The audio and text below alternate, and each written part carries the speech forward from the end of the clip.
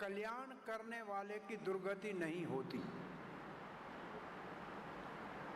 तो उसमें एक श्लोक हमने दूसरे अध्याय का प्रभुपाद जी के भाव को देखा था। कल्याण करने वाले की दुर्गति नहीं होती, उसके लिए दूसरे अध्याय का कौन सा श्लोक हमने? हाँ, क्या था श्लोक? नेहा विक्रमणा स्वस्ति पृथ्व्यायो न विद्यते स्वल्पमस्य धर्मत्य त्रायते, मतलब ये भाव था उसका। ठीक है, तो आज के श्लोक में योग के रास्ते से, योग, पहले योग शब्द को तो साफ दिमाग में रखें। योग का मतलब भगवान से संबंध स्थापित करना। वो योग एक ही रास्ता है जिसमें अलग अलग पड़ाव है। तो वास्तव में योग की परिकाष्ठा है भक्ति। तभी वो श्लोक इसके साथ लगेगा। अगर योग का अर्थ भक्ति करेंगे तो नेहाभि कर्मनाशो लगेगा, दूसरे में नहीं लगेगा, क्योंकि दूसरे योग में ऐसा नहीं होता। तो इस अब योग भ्रष्ट मतलब अपने साधन में असफल। तो इसके दो स्तर हैं। एक स्तर है थोड़ा योग अभ्यास करे और फिर पतन हो जाए, भ्रष्ट हो जाए, योग करना छोड़ दे। दूसरा है बहुत समय तक योग अभ्यास करे, थोड़े में योग मानो कि 10-15% बच गया, 80-90% तो कर लिया। तो पहले तो ये दो विभाग है। दूसरा कारण क्या है, योग छोड़ा क्यों होगा? भोग के लिए छोड़ा होगा। थोड़े दिन योग करके फिर छोड़ लिया तो उसका उद्देश्य क्या होगा? भोग होगा। तो ऐसे योगी को भगवान इतना भोग देते हैं और इतने ज़्यादा समय के लिए देते हैं कि उसको फिर भोग करने की इच्छा ही न रहे। और ये किसको देते हैं? जो थोड़ा सा योग का अभ्यास करता है, फिर योग के मार्ग से विचलित हो जाता है भोग के कारण। तो उसकी गति क्या है? ये 41 श्लोक। तो 41 श्लोक कौन से योग भ्रष्ट की गति है? जिसने थोड़ा योग का अभ्यास किया। प्राप्य पुण्य कृताम लोकाम, उसको उन लोकों में,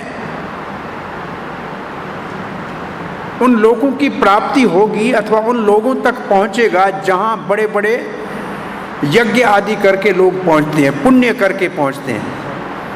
स्वर्ग लोक आदि में जहाँ पुण्य करे लोग पहुँचते हैं वहाँ जाएगा। उषित्वता शाश्वती समाह, बहुत अधिक समय तक उसको वहाँ रहने का शुभ अवसर दिया जाएगा, भले भोग करे। फिर जब वहाँ से वापस आएगा, शुचि नाम श्रीमताम गेहे, घर में शुचि नाम पवित्र और श्रीमताम धनी, किसी धनी व्यक्ति के घर में जन्म लेगा। लेकिन धनी तो चोर बदमाश भी होते हैं, स्मगलर भी होते हैं, तो इसके लिए आगे सूची लगा दिया। जिसका धन पवित्र हो, जिसका धन धर्म वाला हो, उसके घर में जन्म लेगा।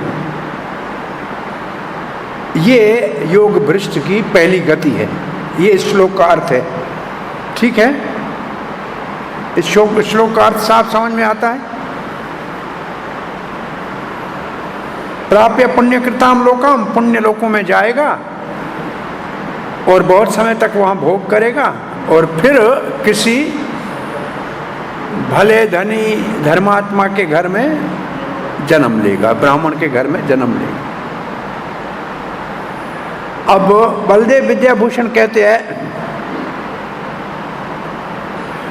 कि उस योगी का वर्णन है जो भौतिक भोग के कारण योग छोड़ लिया।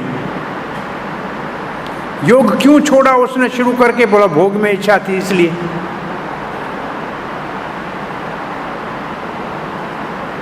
तो अपने धर्म में मतलब अपने साधन में वो थोड़ा ढीला पड़ गया, अयति हो गया, यतन नहीं किया। और यतन नहीं किया क्यों? क्योंकि भोग की इच्छा हो गई, तो साधना कमजोर हो गई। और तो उसको उस स्थान पे भेजा जाएगा जहाँ बड़े बड़े अश्वमेध यज्ञ आदि करके लोग जिस स्थान को प्राप्त करते हैं, ऐसा स्थान उसको प्राप्त होगा। ये है पुण्य लोक, जो पुण्य करके जिस लोक में जाते हैं।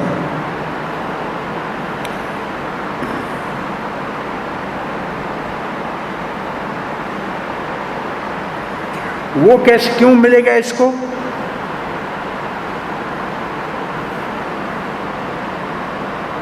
वो इसको क्यों मिलेगा कोई पूछे तो? वो इसलिए मिलेगा कि वो जो योग का ध्यान कर रहा था तो पहले तो निष्काम कर्म योग किया होगा, निष्काम कर्म योग किया, फिर ज्ञान तक गया, फिर ध्यान में आया होगा। तो जो उसने पहले आत्मचिंतन किया है उसके फल स्वरूप उसको पुण्य लोगों की गति मिलेगी। वहाँ बहुत सालों तक रहने के उपरांत जब भोग में कोई भावना, इच्छा ही नहीं रहेगी भोग की, तब धरती के ऊपर आएगा वो पतित योगी किसी धनी श्रीमताम। कैसा धनी? शुचि नाम। शुचि नाम का मतलब जो धर्म के रास्ते में लगा हुआ है।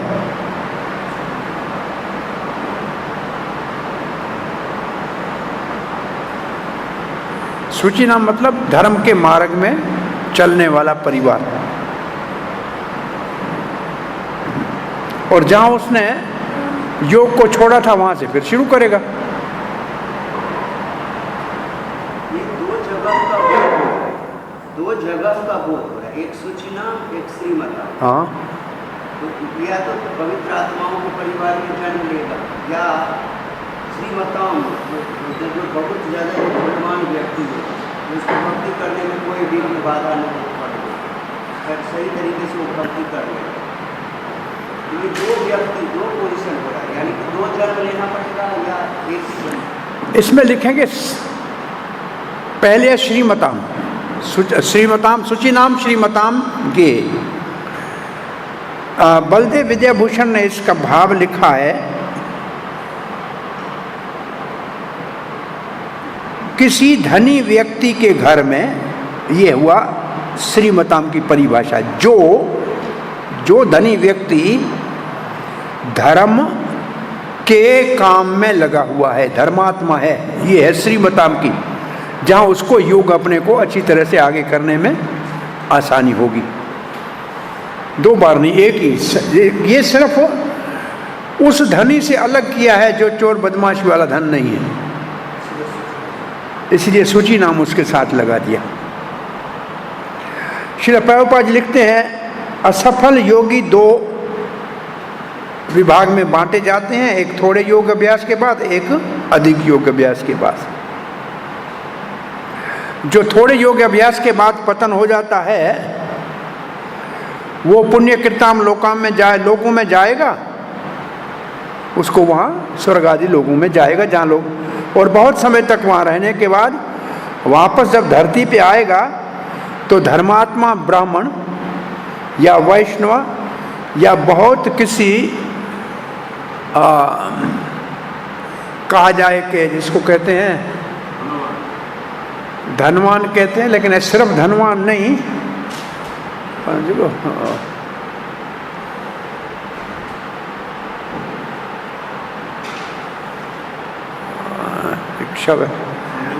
एरिस्टोक्रेटिक मर्कन। एरिस्टोक्रेटिक का मतलब बड़े कुलीन व्यवसाय वाले, इसको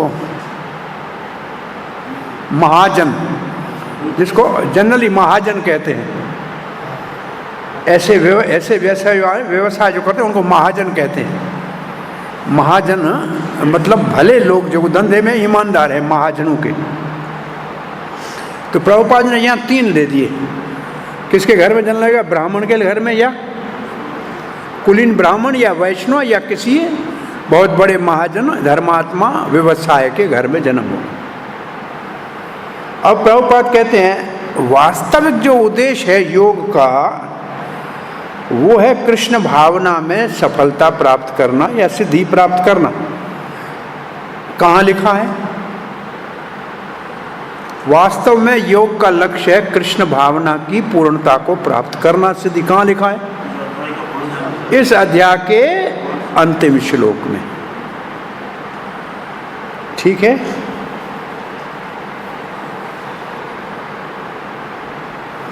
परंतु जो इतना धैर्य नहीं रख पाते योग में, इतना अपने आप को उसमें टिका नहीं पाते हैं।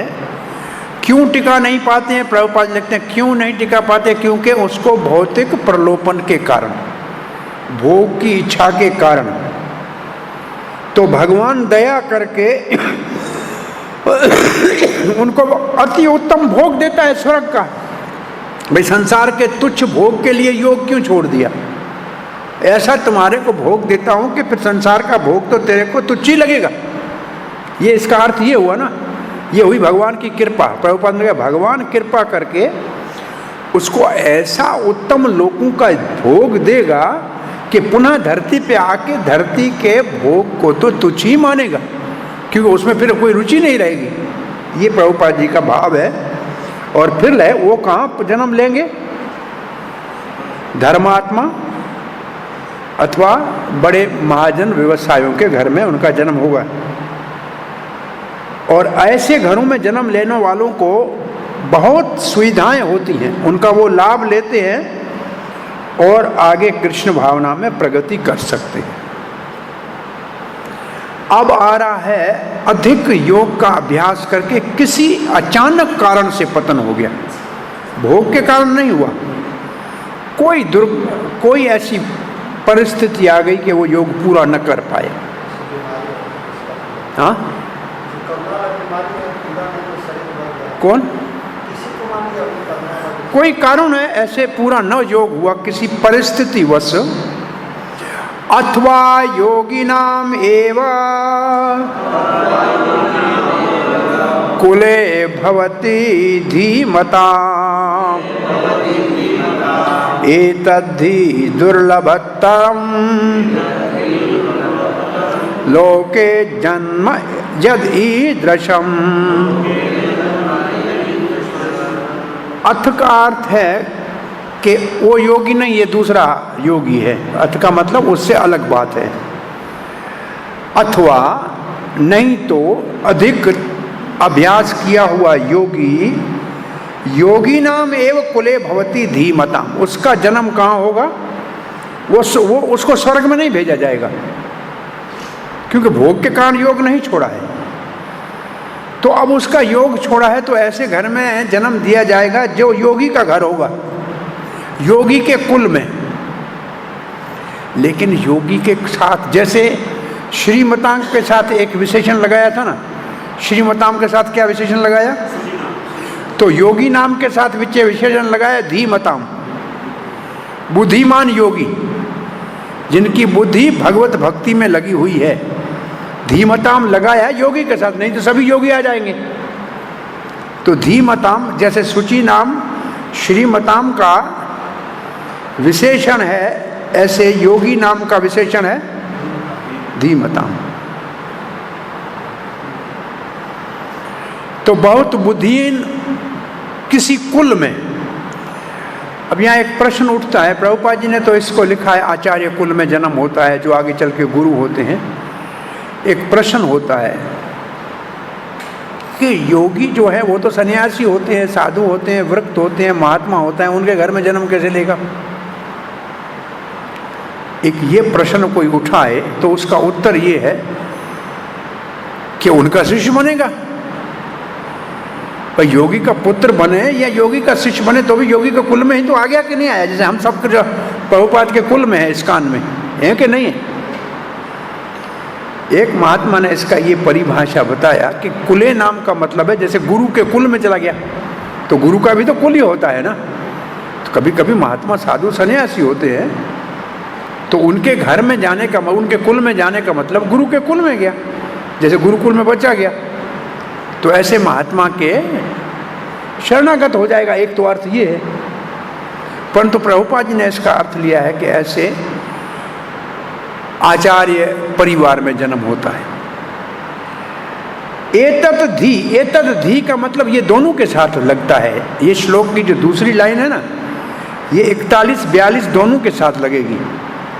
इस प्रकार का जन्म मतलब शुचि नाम श्रीमताम का जन्म और योगी नाम धीमताम का जन्म दुर्लभम, ये दुर्लभ है, दोनों दुर्लभ है, ये लगेगा दोनों के साथ।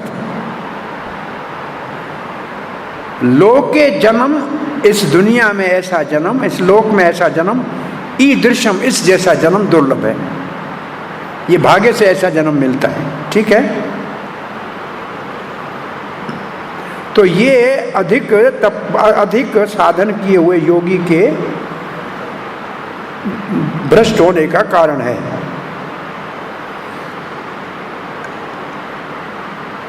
योग के गुरु यानी आचार्यों के घर में जन्म होगा जिनमें योग का अभ्यास होता ही रहता है, भक्ति की सेवा होती ही रहती है।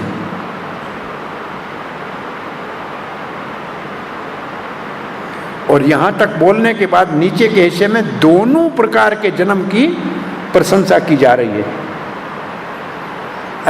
ऐसे कुलों में जन्म मिलना 41 और 42 दोनों, ये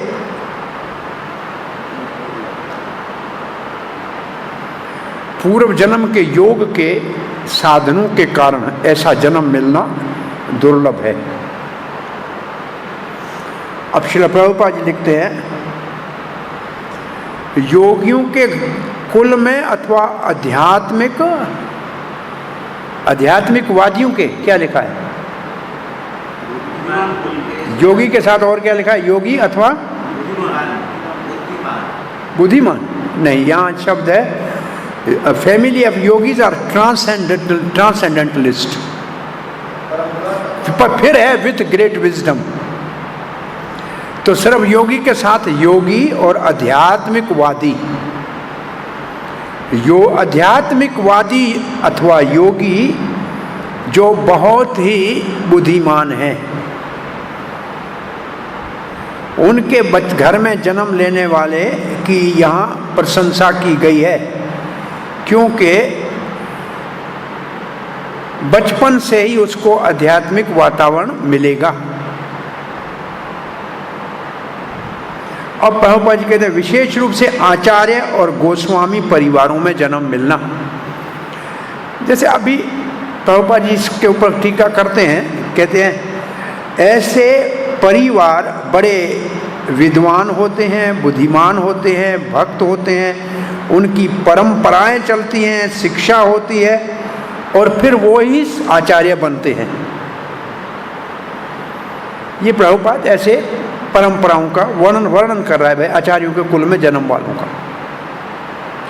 भारत में ऐसे आचार्य कुल अनेक हैं, परंतु अब उनमें शिक्षा के और अध्ययन और शिक्षा पद दोनों के अभाव के कारण वो थोड़ा सा पतन की ओर जा रहा है। परंतु भगवान की कृपा से अब ऐसे कुल हैं अभी तक जहां आध्यात्मिक कुलों कई पीढ़ियों से चल रही है। अब जैसे यहाँ है, देखो राधा रमन भाई मंदिर है, उसके अंदर जो गोस्वामी के घर में जन्म लिया, बचपन से ही मंदिर है, सेवा है, पूजा है, उसको तो मिलेगा ही मिलेगी ना। तो ऐसे जो परिवार है जिसको उनमें जन्म मिलना बहुत बड़ा, कोई पहले योग किया होगा तब मिला होगा। अब शिक्षा दीक्षा तो ज़रूरी है, फिर सब नहीं कर पाते हैं, लेकिन कुछ उसमें से करने का सौभाग्य मिलता है। ऐसे आचार्य या गुरु के परिवार में जन्म होगा। और प्रचार में हम लोगों का उत्साह बढ़ाने के लिए और सिद्धांत को स्थापित करने के लिए भी, इसका मतलब जन्म उसी आचार्य गुरु के घर में होगा जो गृहस्थी होगा ना। बच्चे का जन्म तभी होगा जब गृहस्थी होगा। तो अब तो इतने सारे हमारे पास गृहस्थी नहीं है, बड़े बड़े महात्मा साधु है, तो उनके घर में जन्म क्या भाई, उनका शिष्य बना, तो शिष्य और पुत्र में कोई अंतर नहीं। ये है तो जो भाग्यशाली कृष्ण भावना अमृत में आए हैं वो प्रभुपाद जी के कुल में प्रवेश हो गए, तो ये उनका सौभाग्य माना जाएगा।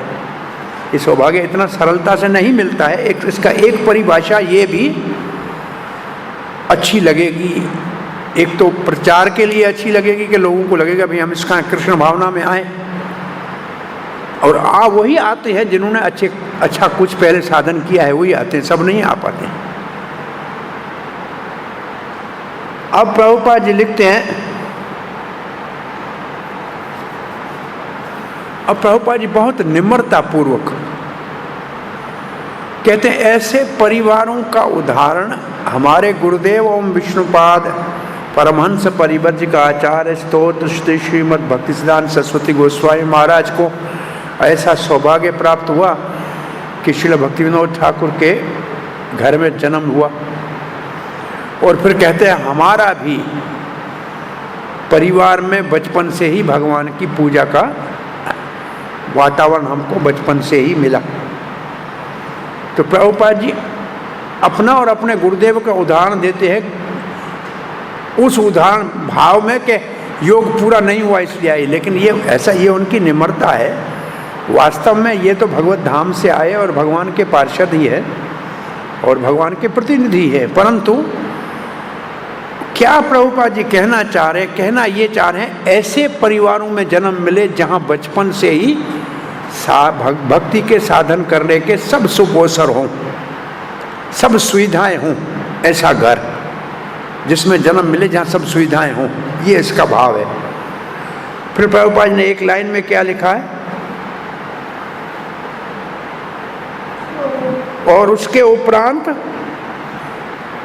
भगवान की इच्छा से आध्यात्मिक, एक लाइन लास्ट लाइन में क्या लिखा है, इसके बाद में उनके साथ हमारी भेंट हुई। इससे एक बात ऐसे लग रही है जो जन्मे जन्मे प्रभु से ये घोषित हो रहा है कि हमारे गुरुदेव और हमारा जन्म जन्म का संबंध था और फिर हमारी ऐसे भेंट हो गई और हम दोनों के परिवारों में आरंभ से ही कृष्ण भक्ति का वातावरण था। परंतु इसको ऐसे नहीं लेना चाहिए कि भाई ये योग भ्रष्ट थे दोनों, ये उनकी निम्रता है। इनसे वो हमको सिखाना ये चाहते हैं कि जिन बच्चों को, जैसे हमारे इस्कान में भक्त हैं, गृहस्थी भी हैं, उनके घर में जिन बच्चों का जन्म हो रहा है उनको कम से कम बचपन से तिलक लगाना है, धोती पहननी है, घर में पूजा होती है, नरसिंह आरती, बचपन में सबको ये ऐसा वातावरण तो मिलता ही है ना।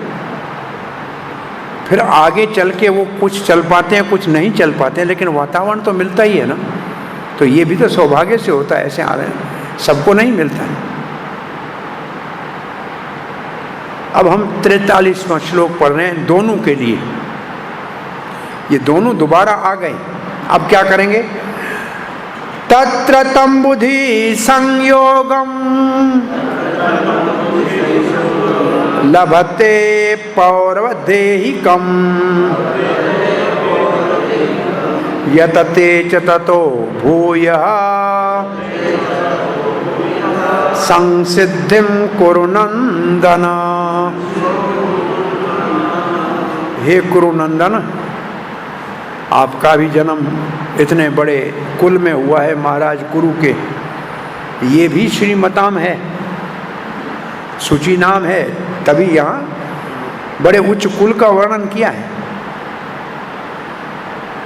ऐसे तत्र मतलब जहाँ उसका जन्म होगा, चाहे सूची नाम श्रीमताम में हो या योगी नाम धीमताम में हो, वहाँ तम उस व्यक्ति की बुद्धि संयोग, उसके पूर्व जन्म के अभ्यास उसकी बुद्धि में फिर जागृत हो जाएगा। लभते पूर्व देहिकम, अपने पूर्व जन्म के अंदर साधन जो है उसकी बुद्धि में रहता है, उसका संयोग बन जाता है। फिर क्या करता है, यतते च ततो भूय, फिर वो भूय का मतलब दोबारा यतन करने शुरू करता है, जहाँ छोड़ा था वहाँ से अपने साधन को फिर शुरू करता है। फिर क्या करेगा, संग सिद्धि को प्राप्त करेगा, पूर्ण सिद्धि करेगा, कुछ रह गया था तो वहाँ से आगे शुरू कर देगा। तो अब श्लोक का अर्थ समझ में आया।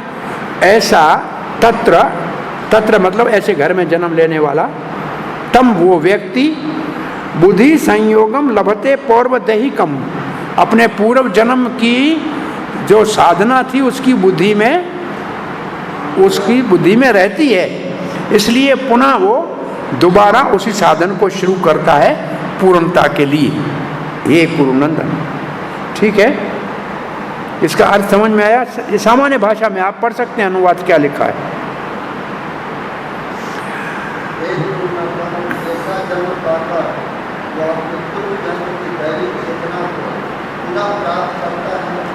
और उन सफलता प्राप्त करने के उद्देश्य से वह आगे उन्नति करने का प्रयास करता है। तो भाव आपको समझ में आ रहा है कि इसका अर्थ क्या है, ठीक है।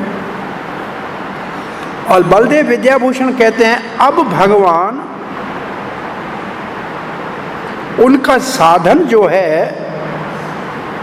जो पूर्व जन्म में उनका साधन था,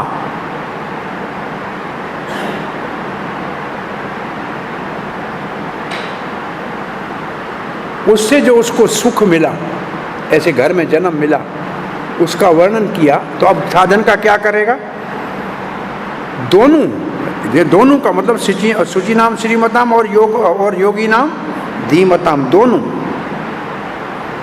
पूर्व जन्म की उनको बुद्धि में वो संस्कार पड़े रहेंगे।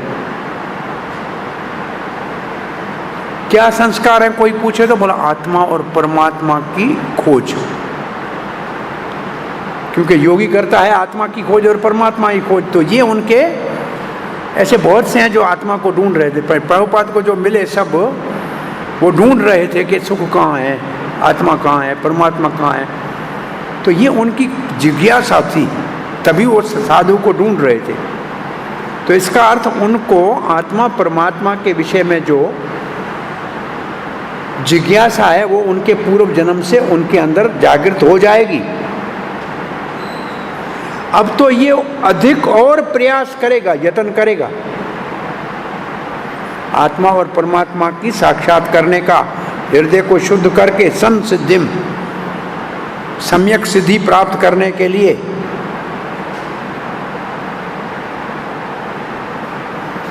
जैसे कोई नींद से उठता है, काम कर रहा हुआ कल का काम शुरू करता है, ऐसे वो दूसरे जन्म पूर्व जन्म में जहाँ छोड़ा था वहाँ से काम शुरू करेगा, और इस बार सावधान होगा कि दोबारा कहीं पतन न हो जाए, तो और सावधान हो जाएगा।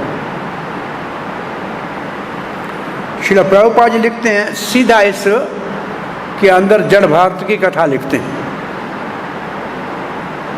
उदाहरण से प्रभुपाद जी का तात्पर्य शुरू होता है कि तीसरे जन्म में जड़ भरत को ब्राह्मण के घर में जन्म मिला। तो पहला जन्म किस में था, राजा था, राजकुल में था, भगवान ऋषभदेव का पुत्र था, घर त्याग के तपस्या करने गया, लेकिन परंतु भाव भक्ति तक पहुंच गया था, साधन अधिक हो चुका था, तो उसको ब्राह्मण के घर में जन्म मिला। हिरण के जन्म में भी उनको भक्ति उनकी नष्ट नहीं हुई, वो पुनः आश्रम में आके हिरण रहा, उधर ही रहा, और जीवन पूरे हुए तो जड़ भरत के रूप में जन्म हुआ। और तब वो बड़ा सावधान था कि दोबारा पतन नहीं होना है। अब जड़ जैसा व्यवहार करता था, जड़ भरत, जड़ का मतलब है किसी से कुछ लेना देना नहीं, कोई कुछ करे न करे, पत्थर जैसे हो ऐसे रहता था। परंतु फिर भी प्रभुपाद जी ने पूरी कथा लिखी, आप देख सकते हैं। पहले तो एक जानकारी प्रभुपाद ने दी, ये वो भरत है जिसके नाम से भारतवर्ष कहा जाता है, देवता जिसको भारतवर्ष कहते हैं वो इस भारत के नाम से था। और इससे पहले इसका नाम इलावर्त वर्ष था, अजनाब वर्ष भी कहते थे इसको। वो युद्ध, आपने भाव भक्ति में इस भरत का उदाहरण पढ़ा है, वृक्ति में इसका उदाहरण है। वृक्ति, भाव भक्ति का जो 9 लक्षणों में वृक्ति का लक्षण का उदाहरण है भरत महाराज।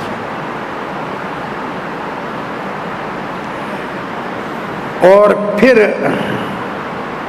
जड़ भरत हुए, और प्रभुपाद जी जड़ भरत की परिभाषा दे रहे हैं। एकांत में रहने लगे, किसी से मिल नहीं रहे थे, परंतु इसको किसने ढूंढ निकाला? महाराज रघुकुंड ने। वो भी आध्यात्मिक में रुचि रखने वाला था, गंगा सागर जा रहा था।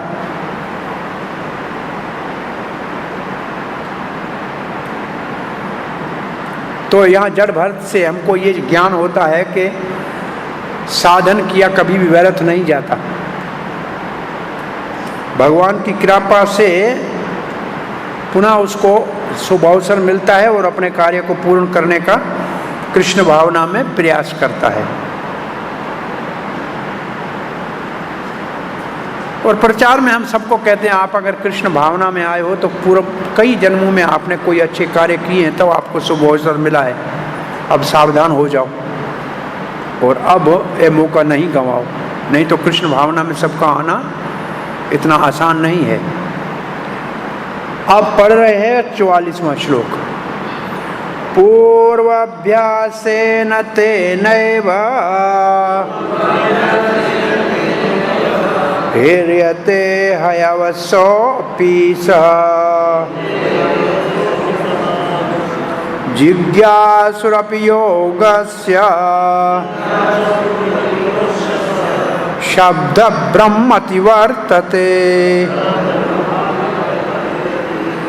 पूर्व अभ्यासेन तेनैव, तेन एव उसी व्यक्ति को ही पूर्व जन्म के अभ्यास के कारण ह्रियते ही अवश्यो अपि सः, वो नहीं चाहे भी, अवश्य का मतलब उसकी इच्छा के विपरीत भी, ह्रियते उसका पूर्व जन्म का अभ्यास उसको ले जाएगा खींचकर,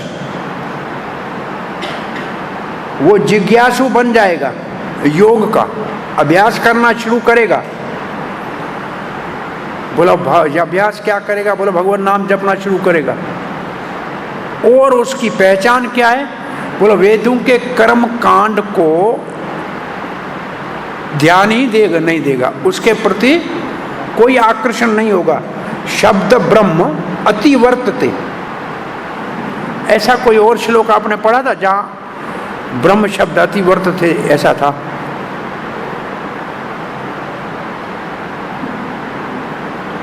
दूसरे अध्याय में एक श्लोक है और उस श्लोक के ऊपर अर्जुन ने प्रश्न पूछा है। 54 तो ये 53 होगा, देखो 53 में क्या है, 52 या 53 होगा, 2 का।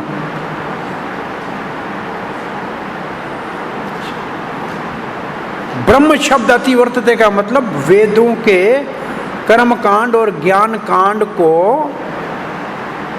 छोड़ देगा, सीधा भगवान का नाम जपना शुरू करेगा अथवा भक्ति के मार्ग में जाएगा। मिला?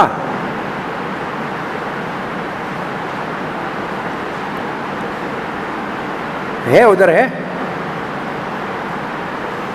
54 में अर्जुन का क्वेश्चन है ना, अर्जुन 54 में अर्जुन पूछता है स्थित प्रज्ञ क्या है, तो उससे आगे 1 या 2 श्लोक में आगे होना चाहिए, उधर ही। वहां भी ब्रह्म को अति वर्तते ऐसा ही भाव है। कुछ मिल रहा है कि नहीं मिल रहा है आपको? मैं ढूंढूं क्या?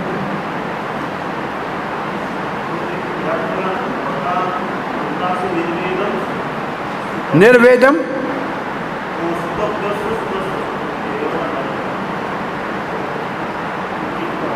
2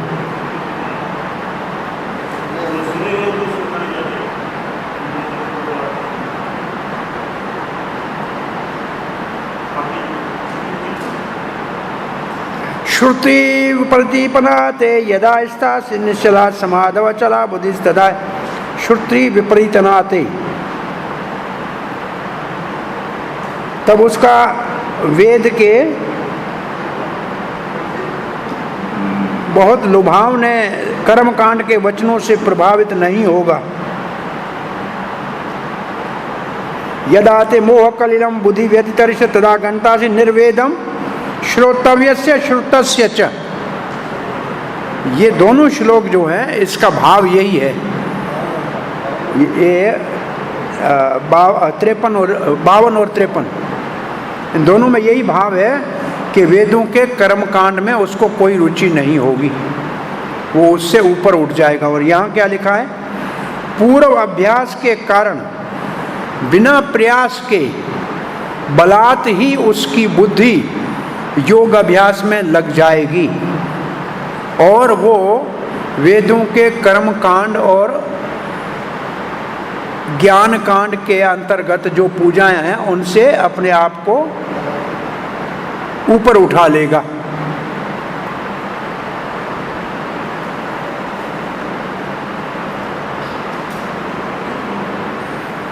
तो वहां इससे पहले श्लोक में शब्द क्या था? यतते ततो भूय था ना, यतते था ना। हाँ, यतते का मतलब बहुत यत्न करता है, तो यत्न की परिभाषा है ये।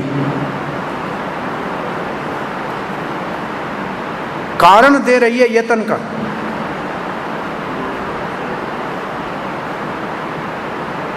वो अपनी इच्छा के विपरीत ही योग की ओर आकर्षित हो जाएगा। कोई उनको रोके तो रोका नहीं जाएगा, अवश्य उसके ऊपर किसी का बस नहीं चलेगा।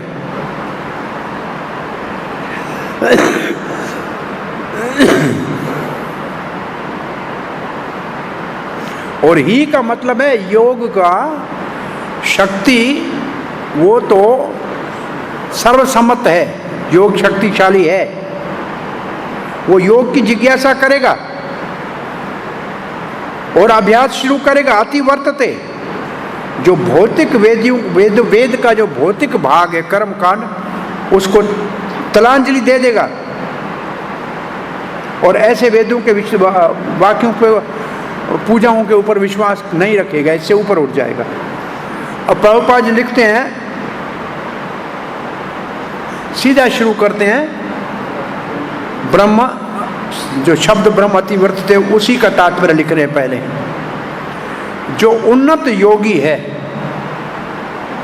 वो वेदों के कर्म कांड में आसक्त नहीं होगा और अपने आप स्वतः ही अवश्य की परिभाषा है, योग के सिद्धांतों में रुचि रखेगा।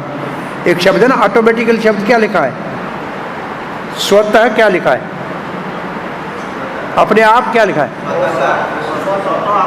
स्वतः लिखा है ना। स्वतः अवश्य की परिभाषा है। अवश्य जो शब्द है ना, बिना किसी प्रयास के, और कृष्ण भावना को पूरा करने के लिए, योग की सिद्धि के लिए वो योग के सिद्धांतों को अपनाएगा। अब प्रभुपाद जी 2 उदाहरण दे रहे हैं यहाँ। किस बात के 2 उदाहरण दे रहे हैं?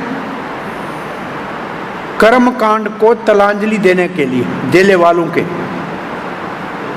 ऐसे कौन से हैं जिन्होंने वेदों के कर्म कांड और ज्ञान कांड आदि को स्वीकार नहीं किया, सीधा भक्ति में लगे? तो एक श्लोक दे रहे हैं 3 स्कंद भागवत से, औ बत स्वपचो अत गरियान तव नाम, जो भी ये पूरा श्लोक है, इसका अर्थ है जिसके मुख से हरे कृष्ण महामंत्र उच्चारण होता है उसने तप जप तीर्थ व्रत ये सब पहले कर लिए हैं। इसका मतलब उन्होंने पहले ही, क्यों नहीं करता है कोई कहे कि अरे भाई क्यों नहीं पूजा पाठ करता है? बोला पहले कर चुका है, अब करके क्या करेगा दोबारा? ये पहले ही हो चुकी है। अब यहाँ से आगे आप कोई स्कूल में 5वीं पास करके आया हो, उसको कहो 5वीं का पुस्तक पढ़ो, तो 5वीं तो मैं पास करके आया, मेरे को 6ठी का पुस्तक दो ना। तो वो पहले ही ये पास करके आया, तो उसको दोबारा काहे के लिए करेंगे? इसका अर्थ ये नहीं है कि वो वेदों का अपमान करते हैं, वो पहले ही कर चुके हैं, मतलब वो कक्षा पास कर आ गए हैं। तो ये तो एक तो ये श्लोक है, और दूसरा प्रसिद्ध उदाहरण चैतन्य महाप्रभु ने हरिदास ठाकुर को नाम आचार्य कहा, जिनका जन्म जो है मुस्लिम परिवार में हुआ था, परंतु भगवत नाम हरे कृष्णा पूरा मंत्र प्रभुपाद ने दिया है, क्योंकि केवल भगवान का नाम ही उस श्लोक में है। पहला शब्द क्या है उस श्लोक का? अहो बत स्वपचो यद गरियाम नाम तुभ्यम होगा। क्या है? नाम तुभ्यम होगा, आपका भगवान नाम। और हरिदास की ठाकुर के मुख से क्या निकल रहा था? हरे कृष्णा। तो इसका मतलब उसने पहले ये सब कुछ कर चुके हैं। और कोई एक उदाहरण ऐसा दो जिसमें ये सब कुछ पहले, वो नहीं करूंगा मैं, ऐसा किसी ने कहा हो। आपने पढ़ा है, आपको आता है।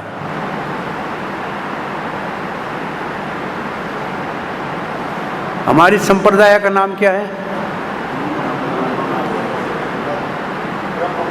माधव के साथ गौड़िया संप्रदाय का संपर्क कैसे है? माधव से गौड़िया किसके द्वारा मिले हुए हैं? बीच में कौन है? माधवेंद्रपुरी पाद। और माधवेंद्रपुरी पाद का एक श्लोक है, संध्या वंदन नमस्कार तुभ्यम, ऐसे है ना। ये सब संध्या वंदन, हे पुत्र, हे सब मेरे को प्रणाम, मैं अब मुकुंद की सेवा में लगा हूँ, आपकी नहीं कर सकता। हाँ, ये श्लोक पढ़ा है आपने, सुना है कभी? तो ये ऐसे ये उसका सूचक है कि जो भगवान के प्रेम में है वो इन सबको कहते हैं अब ये हमसे नहीं हो पाए, ये करना अब हमारे, क्योंकि इसके समय लिया हुआ समय नहीं है, इसका मतलब पहले कर चुके।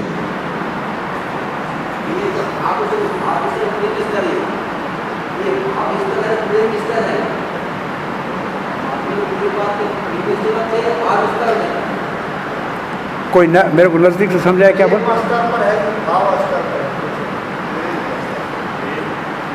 माधवेंद्रपुरी तो प्रेम क्या, वो तो कहा जाए कि शुद्ध प्रेम का मूर्तिमान, उनके मुख से निकलने वाले श्लोक के लिए चैतन्य महाप्रभु कहते हैं, इस श्लोक को एक राधा रानी जानती है, एक मैं जानता हूँ, एक माधवेंद्र, और कोई जानता है, पता नहीं व्यास जानता है कि नहीं जानता है, लिख तो दिया होगा, जानता है कि नहीं जानता है। कौन सा श्लोक है? ऐ द्वारका, ऐ मत, ऐ दीन दयार मथुरा नाथ कदी अवलोक्यम। ये राधा रानी का भाव है जब कृष्ण मथुरा चले गए थे तो। और इसी श्लोक को महाप्रभु बोलते बोलते पूरा ऐ मत इतना उससे आगे बोल नहीं पा रहे थे। इस श्लोक को अंतिम समय यही माधवेंद्रपुरी के मुख में था। तो ये तो शुद्ध प्रेमी भक्त का, ये तो उनका भाव है जो राधा कृष्ण के प्रेम में लत मंजरी भाव है। असल में ये सब गोपी भाव वाले हैं, ये तो सामान्य नहीं है।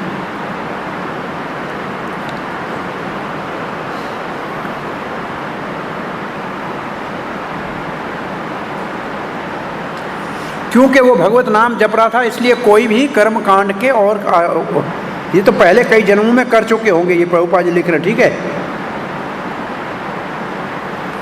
अब प्रभुपाद जी एक बात लिखते हैं, अगर कोई व्यक्ति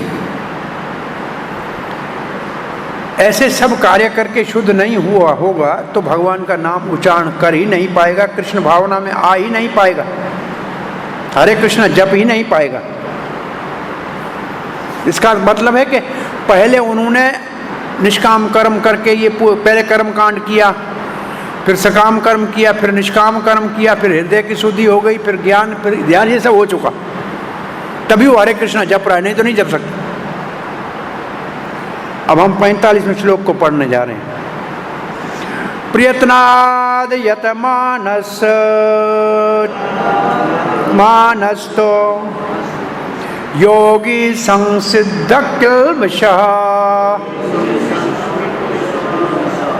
अनेक जन्म संसिद्धिम ततो याति पराम गतिम। प्रयत्नाद और यतमानस, ये दो बातें हैं। प्रयत्न करना और यत्न करना। प्रयत्न करना है आगे बढ़ने का, यत्न करना है नीचे न गिरे। ऐसा कोई और आपके विचार में श्लोक है जिसमें ऐसी दो बातें लिखी हुई, एक करो एक मत करो?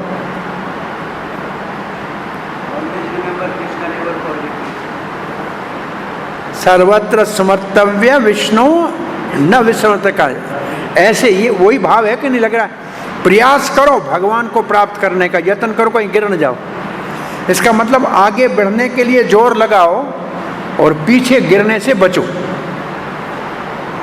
प्रयत्नाद है और यतमानस है, दोनों शब्दों को, मतलब शब्दों का अर्थ इनको नहीं, अपने प्रैक्टिकल जीवन में हमको आगे बढ़ने के लिए प्रयास करना चाहिए और पतन से बचने के लिए सावधान रहना चाहिए। तो दोनों बातें हैं। योगी संसिद्धि, पूर्ण सिद्धि के लिए किल्बशः, जितने उसके अंदर कोई और, किल्बशः का मतलब जो अभी अपवित्रताएं रह गई है उन सबको धो देगा। कैसे धो देगा? प्रयत्न करके, प्रयत्न करके उसको धो देगा, बड़ा प्रयास करेगा उत्साह के साथ, और यत्न करेगा कि दोबारा वो वापस ना आ जाए। अब देखो आपके जीवन में आपने प्रयास किया कि एक काम हमसे गलती हो गई, उसको हमने छोड़ दिया, अब प्रयास करते हैं दोबारा नहीं हो, लेकिन दोबारा आ जाती है, तो यत्न करेंगे उसको वापस तो आने देना ही नहीं है, दरवाजा बंद। हम अपने जीवन में देखते कई बार ऐसे, कई सोचते नहीं करेंगे, लेकिन दोबारा हमारा स्वभाव हमसे वही काम कराता है। उससे सावधान कहने के लिए कह रहा है। वो किल्बिश है। वो क्या है? वो किल्बिश है, वो अशुद्ध भावनाएं हैं जो संस्कारों में कई जन्मों से आई हुई हैं, जिसके कारण योग से भ्रष्ट हो गए थे। इसलिए अब प्रयत्न करेंगे कि पूर्णता को प्राप्त करेंगे, और यत्न करेंगे फिर उनके चक्कर में नहीं पड़ेंगे, ऐसी पाप की प्रवृत्ति के प्रभाव से प्रभावित नहीं होंगे। और फिर भी इसमें टाइम कितना लगेगा? बोला अनेक जन्म संसिद्धिम, सम्यक सिद्धि के लिए, पूर्ण सिद्धि के लिए बहुत जन्म लगेंगे। इसका मतलब वो योगी एक बार नहीं कई जन्म लेगा, असफल योगी कई जन्म लेगा। ततो उसके उपरांत याति परम गतिम, तब भगवत धाम जाएगा। जन्म बहुत लेगा।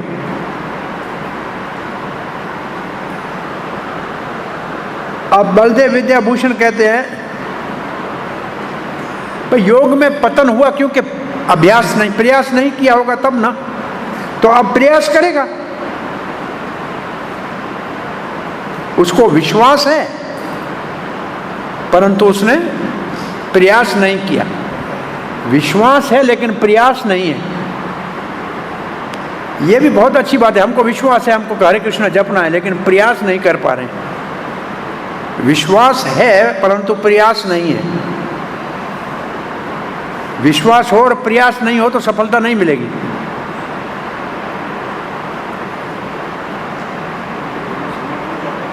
तो योगी के पतन का कारण ही उसके असावधानी और प्रयास में कमी है, इसलिए सफलता नहीं मिलती है। इसलिए बहुत जन्म लगते हैं।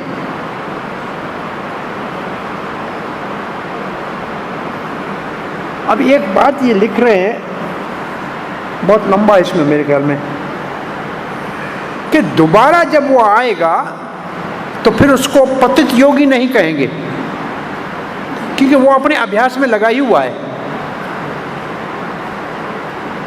इसका अर्थ ऐसे समझ में आया, ये जो लिख रहे हैं बलदेव विद्याभूषण जी, उसको सिद्धि नहीं मिली। वो सिद्धि बहुत जन्मों के बाद मिलेगी, जब उसका अभ्यास परिपक्व हो जाएगा। परंतु अपने प्रयत्न में वो बिल्कुल कमी नहीं लाएगा, इसलिए उसको पतित योगी अभी नहीं कहेंगे। अब वो योगी पतित नहीं है क्योंकि उसने प्रयत्न कम नहीं किया है। फिर कहते हैं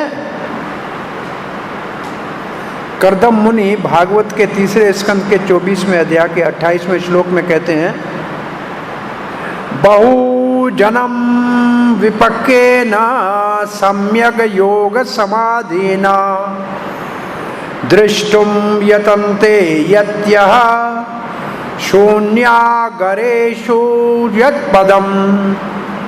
ये बहुजन्म जो यहाँ लिखा है ना, अनेक जन्म, उसके लिए प्रमाण दे रहे हैं बलदेव विद्याभूषण जी कि कर्दम मुनि कह रहे हैं बहु जन्म, बहुत जन्मों के बाद विपक्व में ना, मतलब जब वो विशेष रूप से अपने साधन में परिपक्व हो जाएगा, सम्यक योग संसिद्धिम, तब योग की पूर्णता को प्राप्त करेगा। दृष्टुम यतन्ते यतयः, यति सावधान व्यक्ति बड़े यत्न के साथ दर्शन करते हैं किस, शून्य आग्रेशु तदपदम, अपने हृदय में भगवान के चरणों के, अपने हृदय में भगवान के चरणों के कई जन्मों के बाद योगी दर्शन करते हैं। इसका मतलब एक जन्म में नहीं, इसका अर्थ ये हो कि एक जन्म में सिद्धि नहीं होगी, ये बड़ा प्रयास करेगा, प्रयत्नाद, बहुत बड़ा प्रयास करेगा। यत्माना, इस जन्म में अधिक प्रयास करेगा और सावधान रहेगा कहीं गिर ना जाऊं।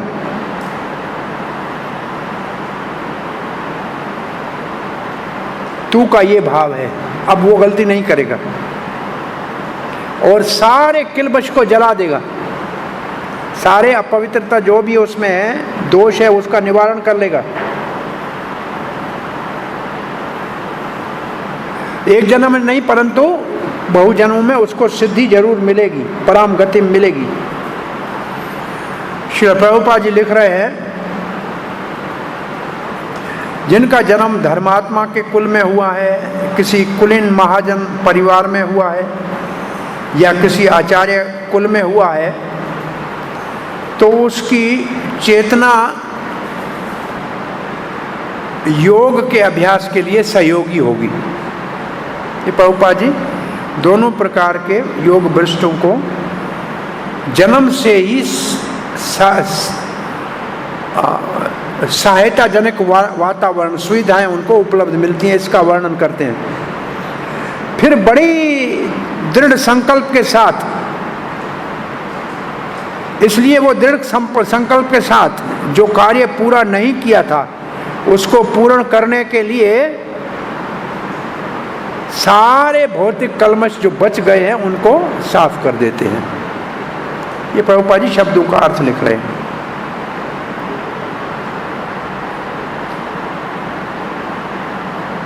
और अंत में वो कृष्ण भावना की परम सिद्धि को प्राप्त करता है।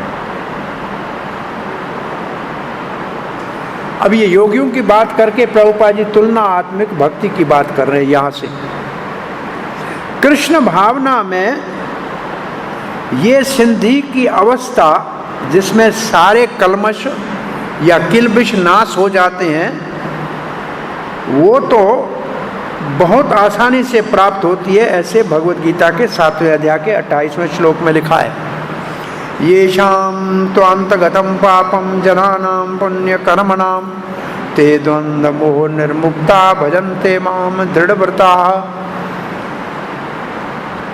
तो उनके पाप नाश हो गए। ये किलबशी की परिभाषा में ये श्लोक काय के लिए है?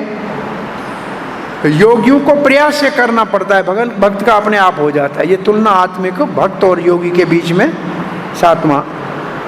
अब 46वां श्लोक पढ़ रहे हैं। अब 6ठा विभाग शुरू हो रहा है। अब योग भ्रष्ट योगी वाला विभाग पूरा हुआ। अब है सर्वश्रेष्ठ योग। तपस्वीभ्यो अधिको योगी ज्ञानेभ्योऽपि मतो अधिकः कर्मिभ्यश्चाधिको योगी तस्माद् योगी भव अर्जुन। ये तो सीधा अर्जुन को आदेश दे रहे हैं, इसलिए आप योगी बनो। कौन से योगी बनो? इस श्लोक में कहीं भक्ति शब्द है?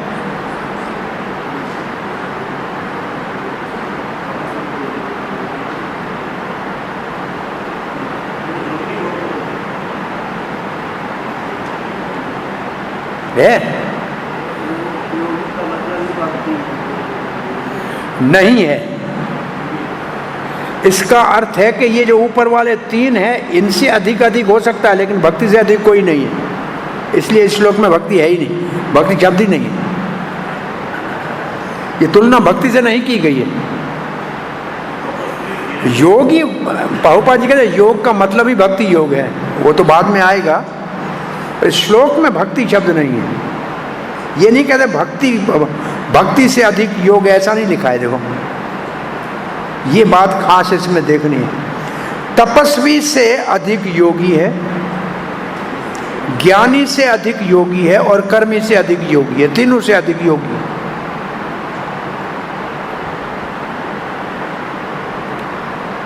तपस्वी, ज्ञानी और कर्मी, इन तीनों से योगी अधिक है। इसलिए अर्जुन आप योगी बन जाओ।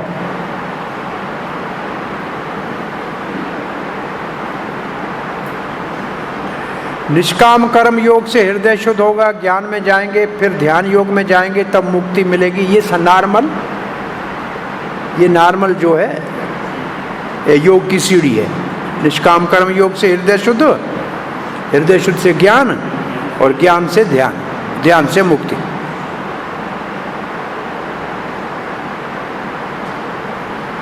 और योग भ्रष्ट को ये लक्ष्य प्राप्त करना है। अब योग की प्रशंसा कर रहे हैं इस श्लोक में।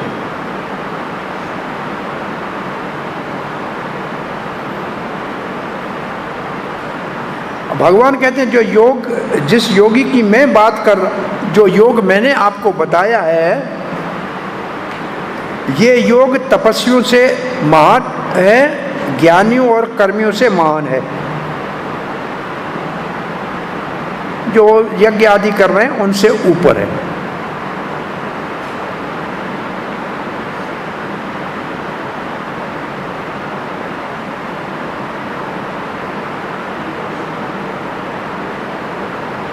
तो आत्मज्ञान होगा तब मुक्ति होगी, तो कर्मियों को आत्मज्ञान नहीं, तपस्वियों को नहीं है, ये बात कर रहे हैं। अब एक नोट लिखा है कि इसमें जो ज्ञानी और कर्मी लिखे हुए हैं, इस श्लोक में जो ज्ञानी कर्मी हैं और जिनको योगी से नीचे बताया गया है, वो निष्काम कर्म योगी नहीं है।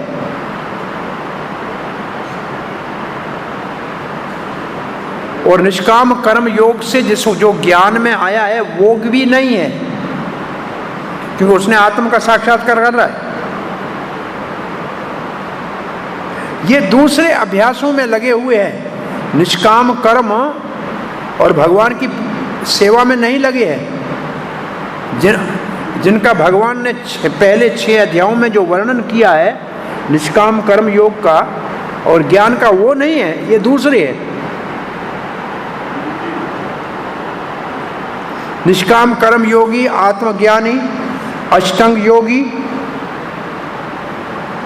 ये सब परमात्मा को प्राप्त करते हैं।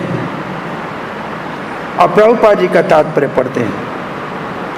जब हम योग कहते हैं, इसका अर्थ है हमारी चेतना को परम सत्य के साथ जोड़ना, मिलाना, जोड़ना। और उसके अलग अलग नाम होते हैं भिन्न अभ्यास करने वालों के साधन के अनुसार। किसने कौन सा साधन अपनाया उसका वो नाम होता है, योग उसके साथ लगेगा। पर वास्तव में योग का उद्देश्य है भगवान के साथ चेतना का मिलाना। जब भगवान के साथ चेतना को मिलाने का मुख्य रूप से साधन सकाम कर्म होता है तो उसको कर्म योग कहते हैं। और जब विशेष रूप से ज्ञान होता है तो उसको ज्ञान योग कहते हैं। और विशेष रूप से जब भक्ति होती है तो उसको भक्ति योग कहते हैं। जिसको भक्ति योग कहते हैं, जिसको कृष्ण भावना कहते हैं, वो योग की परम सिद्धि है, जो आगे वाले श्लोक में बताया जाएगा।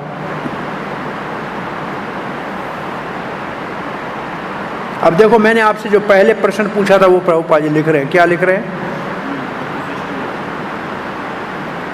यहाँ योग की महानता की है, लेकिन भक्ति से नहीं। भक्ति नहीं है इसमें। देखा, पढ़ा, ये लाइन पढ़ी?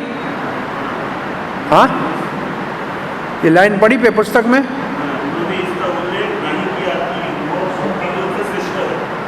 यहाँ नहीं बताया कि भक्ति योग से श्रेष्ठ है। इसका मतलब भक्ति इससे अलग है।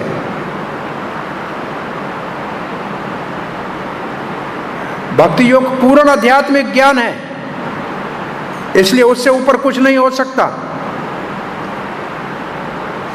तपस्या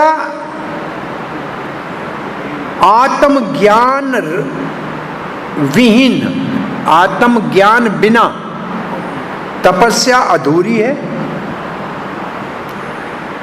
और ज्ञान शरणागति के, भगवत शरणागति बिना अधूरा है। और सकाम कर्म कृष्ण भावना वहित अगर है तो समय का व्यर्थ गंवाना है। ये तीन प्रभुपाद जी सिद्धांत दे रहे हैं। इसको और सिद्धांत कहें आप। पहला सिद्धांत क्या है?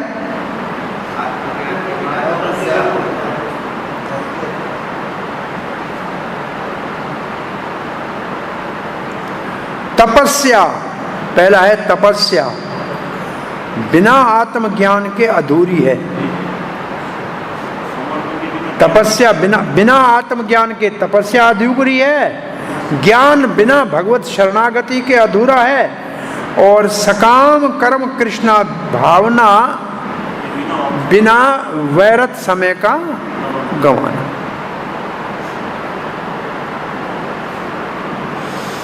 इसलिए योग के अभ्यास की यहाँ प्रशंसा की गई है, और वो योग वास्तव में भक्ति योग है, जो अंतिम श्लोक में बताया जाएगा। अब हमारा पूर्ण आहुति का श्लोक आता है। मैं समझता हूँ ये श्लोक शुरू करते हैं, लंबा है थोड़ा, याद करने का भी है आपको। ये आपकी कक्षा में ये याद करना है। योगिनाम अपि सर्वेषां मद्गतिरन्तरात्मना श्रद्धावान् भजते यो मां समे युक्ततमो मतः। योगी नाम अपि सर्वेषां, सब प्रकार के अभ्यास करने वाले, योग के अभ्यास साधनों, असल में कहना ऐसा चाहिए, भगवत संबंध, भगवान के साथ चेतना जोड़ने वाले योग के अलग अलग साधन करने वालों में, ऐसे मैं क्यों कह रहा हूं कि योग एक है, तो भगवान से संबंध स्थापित करने वाले योग के अलग अलग साधन करने वालों में, जिसने अपने मन में मदगंते अंतरात्मा, अपने हृदय में मेरे को धारण कर लिया है, श्रद्धावान, श्रद्धा के साथ, भजन तो यो माम, जो मेरा भजन करता है उसको मैं सर्वश्रेष्ठ योगी मानता हूँ। युक्ततमो मतः। युक्ततमो मत का मतलब मेरी राय है। युक्ततमो का मतलब है तीन शब्द, युक्त, युक्ततर, युक्तम। तो ये युक्तम है। इस श्लोक में कहीं भक्ति का शब्द आपको मिल रहा है क्या? प्रभुपाद जी बार बार कह रहे हैं भक्ति कोई सबसे महान कहा गया है। इस श्लोक में कोई शब्द है कि जिसको आप भक्ति से जोड़ सकें? भजते शब्द भक्ति का सूचक है। भजते की परिभाषा है सेवा। तो योग के अभ्यास करने वालों में जिसका मन श्रद्धा पूर्वक श्री कृष्ण कहते हैं मुझ में सेवा के भाव से लगा हुआ है, वो सर्वश्रेष्ठ योगी है। इसका अनुवाद आपको याद करना है, इसलिए पढ़ लो। और समस्त योगियों में से जो योगी अत्यंत श्रद्धापूर्वक मेरे परायण है और अपने अंतःकरण में मेरे विषय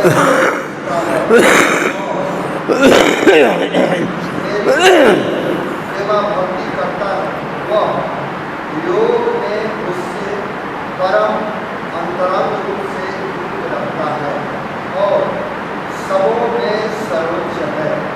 यही मेरा मत है। तो इसमें मेरे प्राण किसका अर्थ होगा? जो मेरे प्राण है,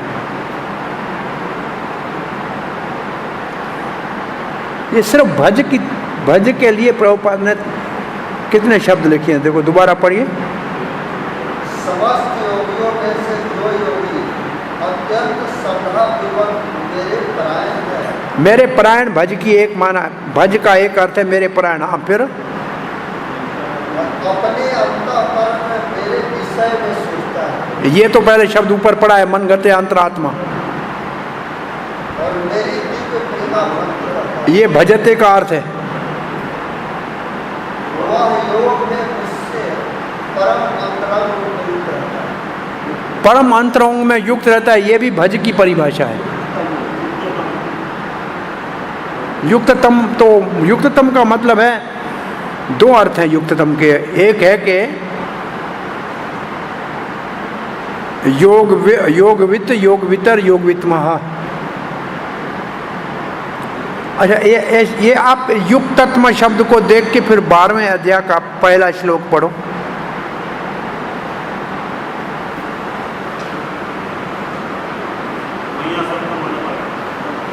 12 का 1। एवं सततयुक्ता ये भजताम प्रतिपूर्वकम ददामि बुद्धि ये न माम उपयान्ति ते। ना, नहीं, मैं यहाँ मैं क्या पढ़ गया? अर्जुन, एवं सततयुक्ता ये भजतास्त्वां परिपास्ते तेषां नित्यवियुक्ता नाम योगक्षेम के योग वित्मः है ना शब्द में, ये के योग वित्मः। अब देखो, वहाँ वित्म है और यहाँ युक्तत्म है, दोनों एक ही बात है, दोनों में कोई अंतर नहीं है। भगवान ने पहले बोल दिया था, लेकिन अर्जुन यहाँ ध्यान नहीं दिया, फिर दोबारा पूछ रहा है। ये दोनों युक्त और योग दोनों का एक ही अर्थ है। तो अब हमको योग वित्त, युक्त कौन है, युक्तर कौन है, युक्तम कौन है, इसका अब हम समझेंगे इसका भाव। वो मुझसे युक्त है, अंतरंग मुझसे युक्त है, मेरी सेवा में लगा है। युक्त का मतलब जुड़ा हुआ, वो योग और युक्त एक ही बात है। चक्रवर्ती पाद लिखते हैं, तो क्या योगी से ऊपर कोई नहीं है? क्योंकि आपने कहा ना योगी सबसे ऊपर है, तो भगवान कहते नहीं, ऐसे नहीं कहा जा सकता। जो मेरी श्रद्धा से भक्ति करते हैं वो योगी से ऊपर है। चक्रवर्ती पाद का प्रश्न है। तो आप क्या कहते हैं श्री कृष्ण, बस मैं योगी बनूं, क्या योगी से ऊपर कोई नहीं है? तो कहते नहीं, योगी से ऊपर वो है जो श्रद्धा पूर्वक, बड़ी महान श्रद्धा के साथ, जो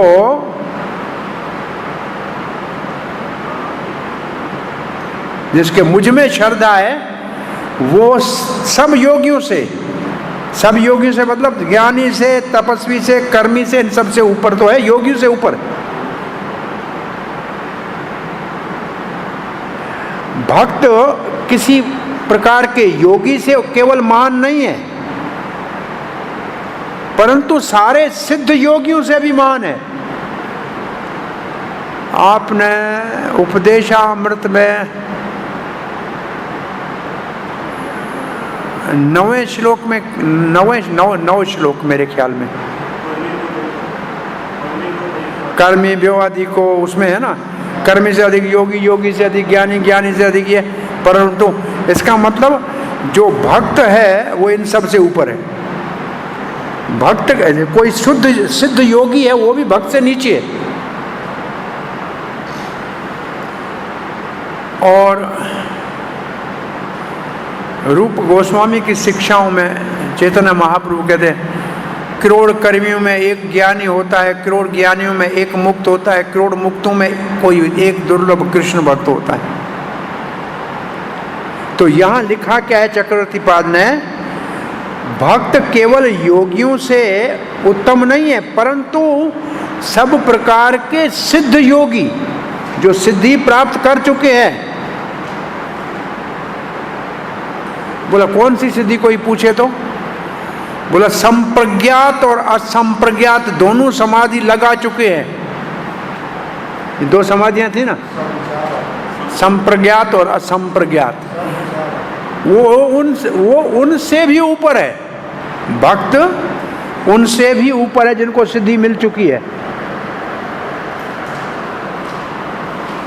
एक और अर्थ इसका ये हो सकता है, चक्रवर्ती पाद कहते हैं जितने योग के साधन है, जैसे कर्म योग है, ज्ञान योग है, तप योग है, अष्टांग योग है और भक्ति योग है, जो प्रेम पूर्वक मेरी सेवा करता है, जो मेरा भक्त है, वो सबसे श्रेष्ठ है, वो युक्तात्मा, वो युक्तम है। अब कहते हैं कर्मी को, तपस्वी को और ज्ञानी को योगी कहते हैं, परंतु अष्टांग योगी इससे उत्तम है। इसका अर्थ हुआ जो हमने पढ़ा है 46 श्लोक, उसमें योगी किसके लिए शब्द है? अष्टांग योगी के लिए। तपस्वी, कर्मी और ज्ञानी से कौन महान है? अष्टांगी योगी।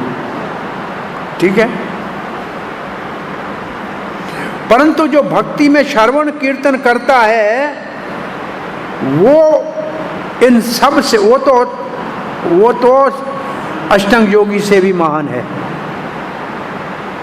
बोला कहाँ पढ़ा है, कोई प्रमाण दीजिए। तो चक्रवर्ती पाद प्रमाण दे रहे, मुक्तानाम अपि सिद्धानाम नारायण परायण सुदुर्लभ प्रशांतात्मा कोटिषु अपि महामुने।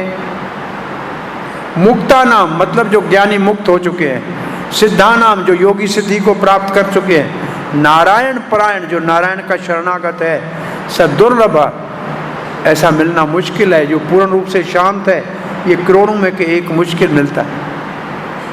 तो ये भक्त उन सब से महान है।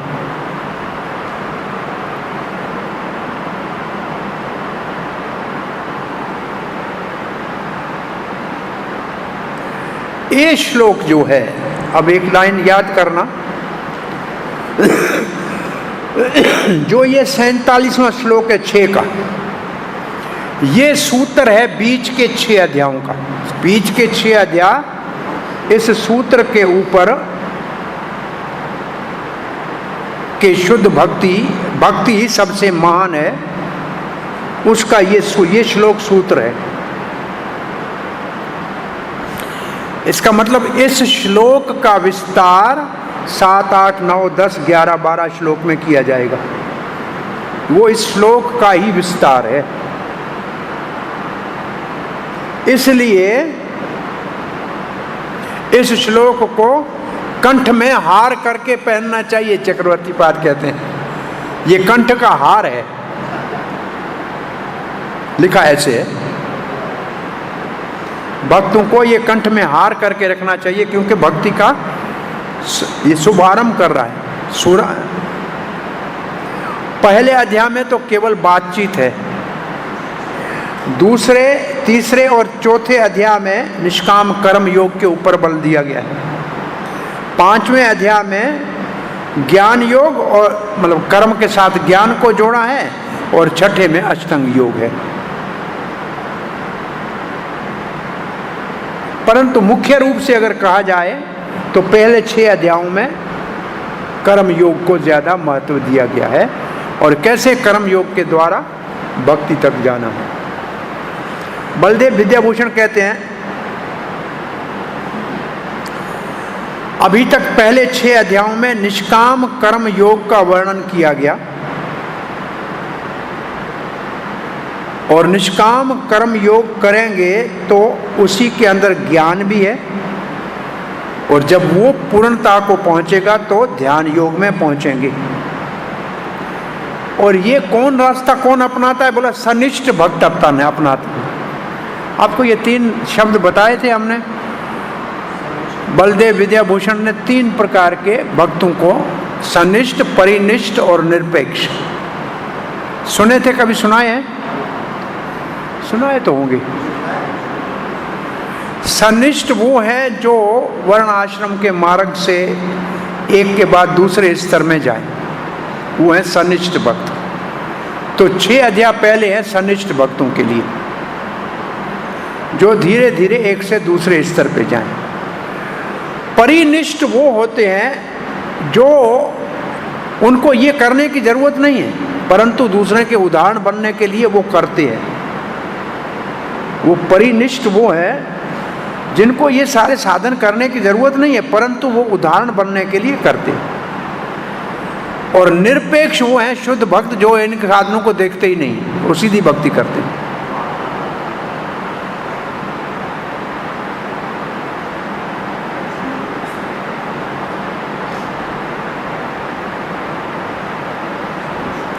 बीच के 6 अध्याय जिनमें भगवान की शरणागति का वर्णन है, वो परिनिष्ठ भक्त उसका पालन करते हैं। और ये श्लोक सूत्र के रूप में भक्त महान है, भक्त सर्वश्रेष्ठ है, उसकी घोषणा कर रहा है।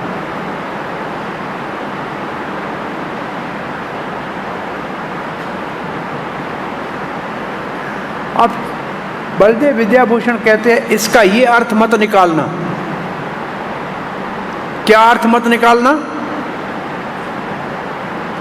सब योगियों में जो मेरी पूजा करता है वो अच्छा है, ये अर्थ मत निकालना। बलदेव विद्याभूषण क्या कह रहे हैं? सब योगियों में मेरा भक्त श्रेष्ठ है, ये अर्थ मत निकालना। क्यों? बोला ऐसे फिर भक्त भी योगियों के अंदर आ जाएगा, तो आप भक्त को योगियों में गिनती कर रहे हो, भक्त योगियों से अलग है, इसलिए इसका अर्थ ये नहीं हो सकता।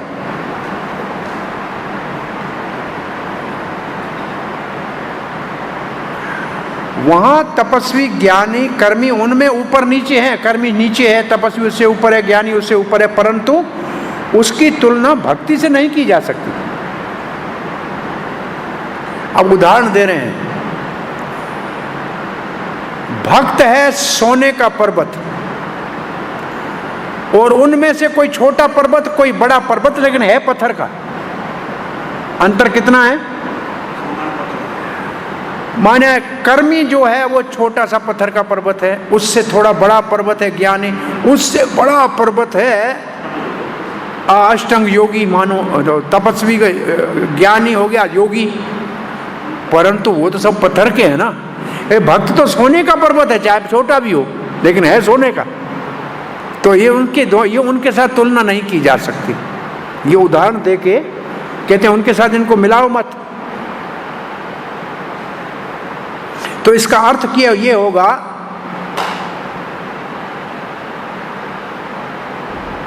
जो मेरी भक्ति करते हैं वो सारे योगियों से श्रेष्ठ है। अब देखो 2 लाइनें लिखते हैं, दोनों में अंतर क्या लगता है? सारे भक्तों में जो मेरा, सारे योगियों में जो मेरी भक्ति करता है वो श्रेष्ठ है, ये सही है। अथवा ये सही है, जो मेरे भक्त हैं वो सब योगियों से श्रेष्ठ हैं।